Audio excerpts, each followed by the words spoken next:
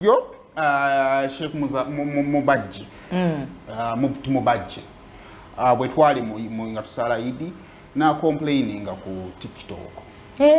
Nagamba banange galwet it has done more harm than good. Abakulu mwesisi nabo twabatukidde batubuulira kibatubuulidde of course ne ba TikTok abamusoko mpemboze eyo. Ononya abantu empisa tekuli kirungi. Waliwo ekizibu kyatujjira kye kya TikTok kati.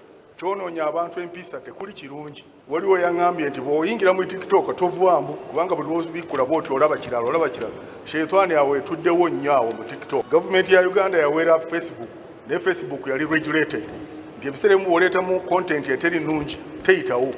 Naye ate TikTok erabika nga y'abantu bonna abakyamu bonna bali mu TikTok.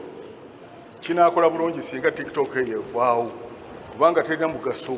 Ekyo nkyogedde ku lw'okubanga ne baseeka ababeerako bawazifatuwa ezitali ntuufu bavuma buvumi tebabuulirira baleeta ebintu ebikaya abasiraamu ebyawulayawula abasiraamu. Those sheikhs on TikTok are misguiding the ummah. Most of them they bring petty things. Seeka alina omumanya kati waliwo bakulu banne nga bavudde ku bigererwa apu eyo.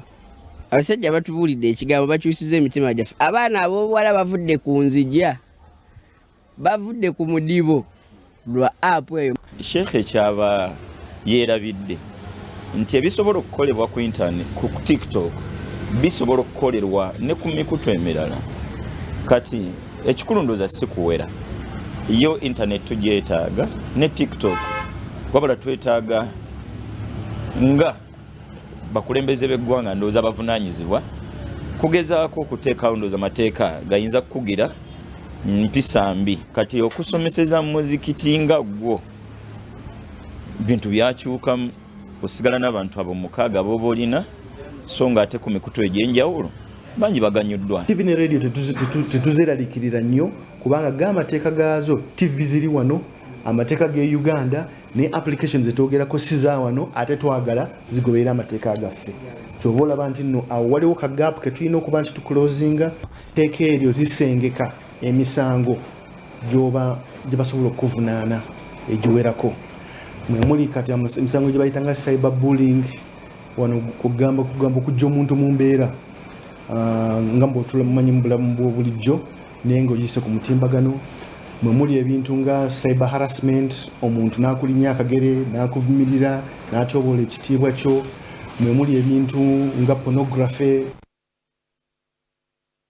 Kakati mbadde ngezaako kugenda wano ku TikTok nsoose tuteekamu Sheikh Mubajje talina waali nenteekamu GTV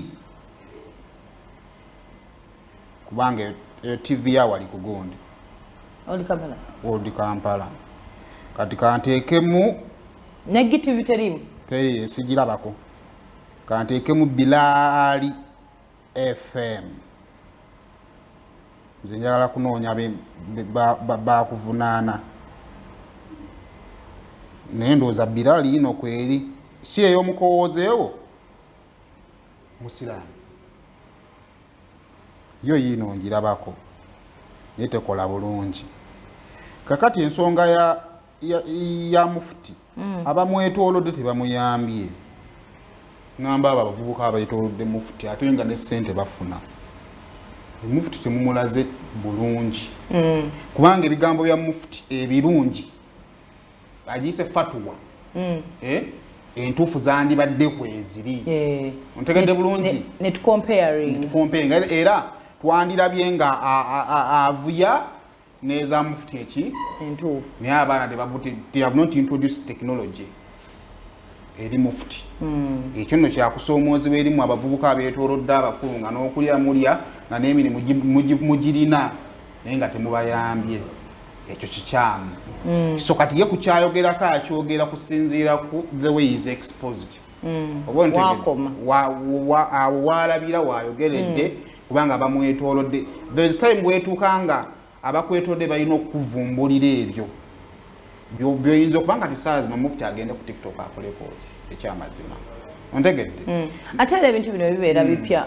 Naffe kennyini abagenda ku apps zino nga zizze transition yezibuwala nze nakugamba nagendako ku TikTok mu covid I think first covid yeeyo bwekuwe yagirira enamba ya covid 0 nginolanga tebigatta well that's I think the first challenge that I did nginolanga tebigatta man nekireka nentuuka no joininga netandika okukola wano nembeera wano nga sigigendako wano ne batandika tutabukira mujja kugendako ku TikTok like abantu abateeki wano ewaffe ne baba ne mugende ku social media platforms mwena nengamba afigenda ku TikTok kati nogenda ng'otegeera what you're supposed to do there waliwo ekyakupushinga kati mufti ki ekiyinza omupushinga kumujjimulaga yali waggulu yayinza n'okuba ng'alagira ebigenda mu maaso kitegeeza kati abali wansi balina omugamba nti ennaku zino ekigambo kyaffe tekitambula ku radio tukiteekayo ne ku TV nekiyinza ba tekitambula lwa nsonga nti ku digital tukola ki tetuliiyo so okusoomozebwa kw'abavubuka abeetoolodde abantu abamaanyi ng'abo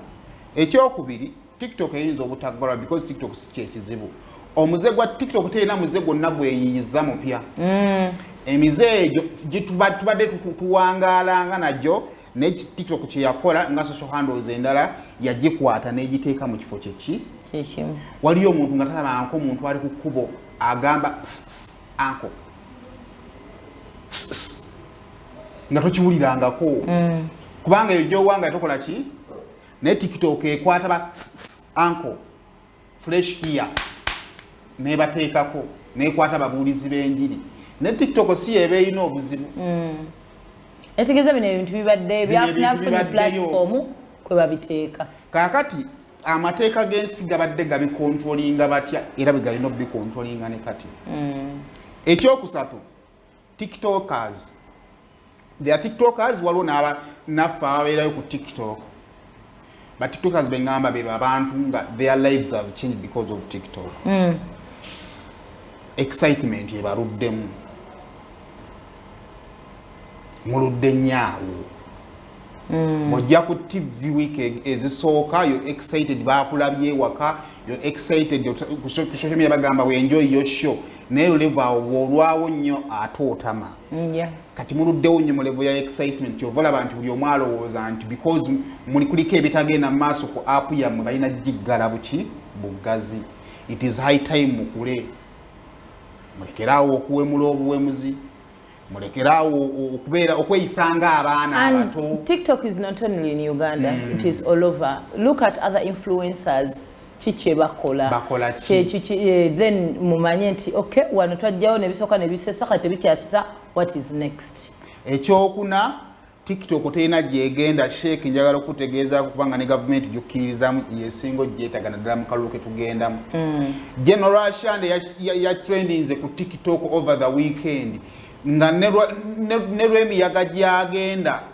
we are not interested okumanyanya ave lw'emiyaga byabwe ne General Shande na trendinga mu Uganda yonna so government yesingo kwetaaga ki so sheek abanga abaana balemye okwembracinga digital bagobe ojenkwe olutambula mu ba celebrity